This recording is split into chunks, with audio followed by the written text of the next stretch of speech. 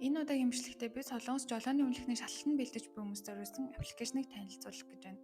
Жолооны шалгалт нь солонгос хэл дээр явагддаг тул энэ аппликейшн нь шалгалтанд бэлтгэдэг ихээхэн тус болох болно. Google Play Store эсвэл Apple App Store-оос Undomino Plus гэж үчээд аппликейшнийг татаж авна. Аппликейшны хэлийг өөрчлөхийн тулд 3 цэгтэй зэс рүү орж тохируулж болно. Аппликейшны ихний нүүр утас нь шалгалтанд бэлтгэж зориулсан 4 хэсэг бий. Эхний хэсэг бол онлайн хэсэг бөгөөд шалгалтанд гарах магадaltaй 40 асуултыг багтаасан. Та эндээс олон удаагийн туршилтын шалгалт өгч өөрийн мэдлэгийг шалгаж оноогоо сайжруулах боломжтой. Харин хажуугийн хэсэгт мөн урьдчилан тамгасан асуултууд бий.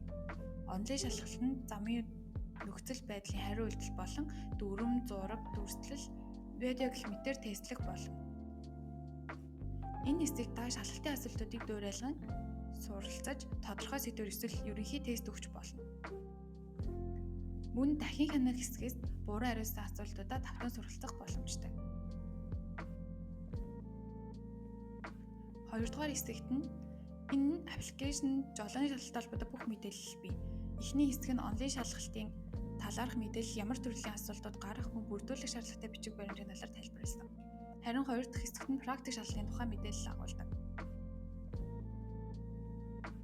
Мөн аппликейшнээс өөрт ойр барьлах жолооны сургалтын төв болон шалгалтын төвийг хаях боломжтой.